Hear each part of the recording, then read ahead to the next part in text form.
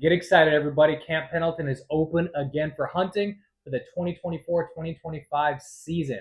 In this video, we are specifically talking about deer season, mostly archery. I will touch on rifle as well with their new A tag / B tag system in regards to the G10. And we'll talk about new rules and regulations that they're implementing for this upcoming year. Here we go. Full disclosure, I have my laptop right here that has all the rules and regs and just the highlights, if you will, of what we'll be talking about today.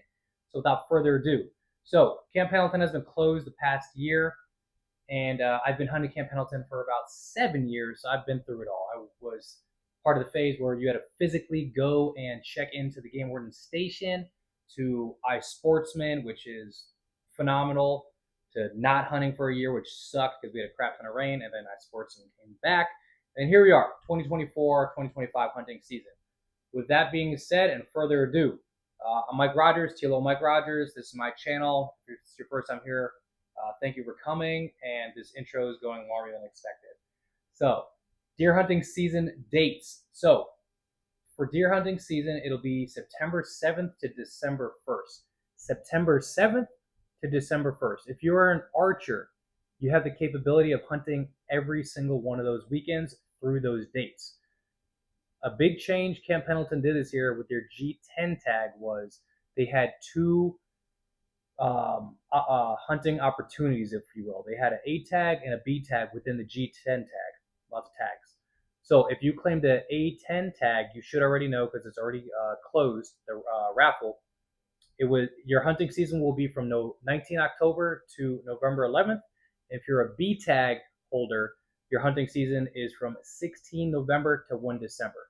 So if you're an archery hunter, you are able to hunt during the rifle dates as well. And obviously, if you pulled your G10 tag, you could use that for archery as well. But the AO tag is authorized on Camp Pendleton if you choose to go that route. If you do choose to go into a rifle hunting zone as an archer, you are required to wear blaze orange, as well as the rifleman, of course. The state of California does not require you to use blaze orange, but Camp Pendleton does. Authorized personnel, slight changes, not too many, but just to go over it for those who are new to hunting Camp Pendleton, it is active duty, retired military, DoD employees, drilling reservists, and a family member of the previous people I just listed. Those people can sponsor their grandmother, grandfather, parent, sibling, adult son, adult daughter, which is over 18, and their grandchild. So California and Camp Pendleton and I believe California hunting age is 12 years old and older, 12 and older. Check-in, checkout procedures. This is going to get a little dicey, if you will, because if you go through the normal regulations for hunting and then you go to the supplementary section of it, they say two different things, but I think the supplementary section is specifically just for rifle season. I'm trying to get in contact with the game warden to confirm that though. But check-in checkout procedures, 0500 will be hunter check-in, and 0600 will open up to any reservations that are not open. Let's dig into this a little bit. So for those who are new again, the way this works is that on Monday, Tuesday, and maybe Wednesday, the lottery, if you will be open to apply for the upcoming weekend. You will find out if you won your application on Thursday. Last years, in years past, at 0800, I believe, it would open up for you to reserve the spot for the following day you're hunting. So if you applied for a Saturday hunting day, you could apply for the spot you want to hunt on Friday at 08. I believe now it has changed to the times I just said. So 0500 on Friday, you might be allowed to apply for the area you want to hunt the following day. So if those are the times, here comes Saturday, the day you applied, and you do not check in by 0600, you have now forfeited your reservation. So one more time. So if you do not check into your hunting area or into the iSportsman portal by 0600 on the day that you reserved, you have forfeited your reservation. Additionally, at 0500, hypothetically Saturday, if you log in at 05 and there are other spots open, it'll tell you you could claim those spots for yourself and go about your hunting day. So even if you don't win the lottery and you still want to hunt, I recommend waking up early and getting out there to the area you want to hunt potentially, or just on Camp Pendleton in general, and start seeing what is potentially open. And then especially around 06 for those who have not checked in or something came up. All right, a slight change. Stick with me here. The G10 check-in, right? This is what it says. G10 check-in. Check-ins will be from 04:45 to 5:30. And then the same concept I just said, if reservation holders do not check in by 5:30, they forfeit the reservation. And yeah, that's pretty much it. Reservations will begin at 05:35 the day prior to the hunt.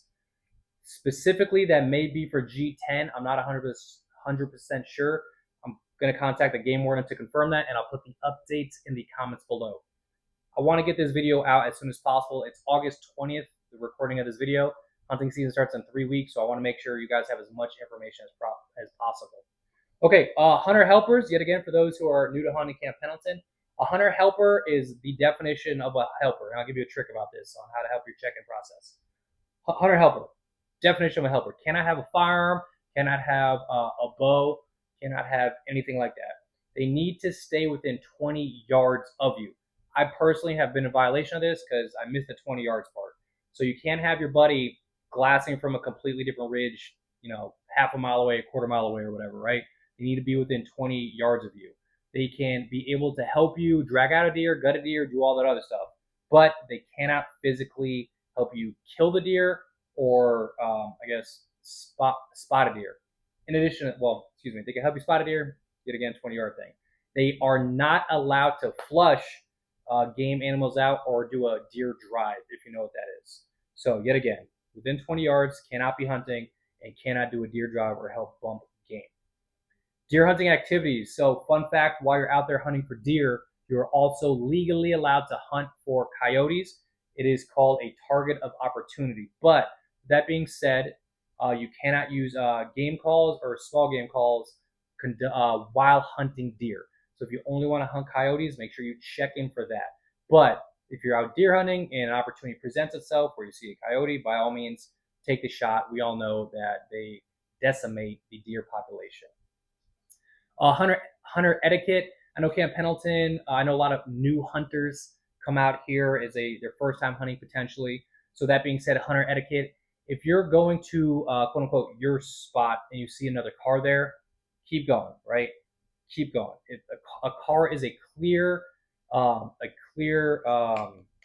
indicator that someone else is obviously there. Right? The last thing you want to do is park next to them and potentially walk to where your spot is, and then you bust someone's game, or you bust a deer that dude or woman has been glassing up. Personally, that has happened to me. Right?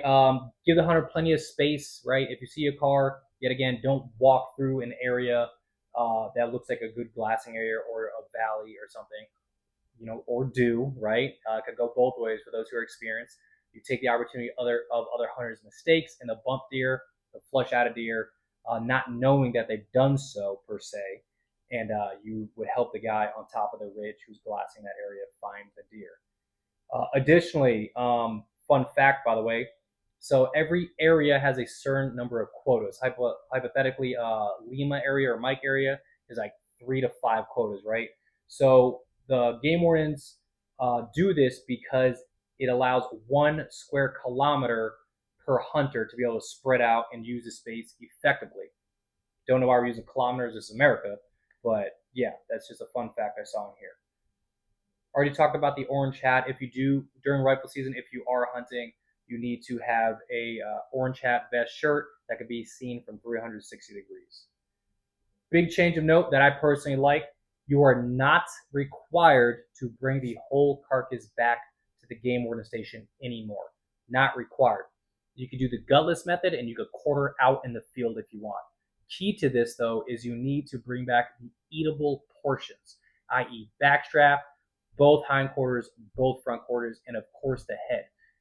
Before you even leave or start gutting, make sure you tag the deer. If it's a buck, obviously on the antler, and if it's a doe, cut a slit in the ear and slide the tag through there.